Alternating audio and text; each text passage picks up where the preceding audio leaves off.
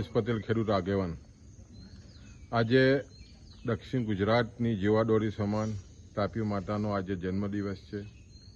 ને ખાસ કરીને ભારતીય સંસ્કૃતિમાં નદીઓને લોકમાતા કહી છે ને ખાસ કરીને જે રીતે તાપી માતાને કારણે તમે જુઓ તો સમગ્ર દક્ષિણ ગુજરાત આજે સમૃદ્ધ બન્યો હોય તો પાયામાં તાપી માતા છે ને ખાસ કરીને આજે જ્યાં જન્મદિવસ હોય ત્યારે સમગ્ર જિલ્લા અને શહેરમાં તાપી માતાને ચૂંદડી અર્પણ કરીને ખાસ કરીને ખેડૂતો તાપી માતા પ્રત્યે સદભાવના વ્યક્ત કરી રહ્યા છે।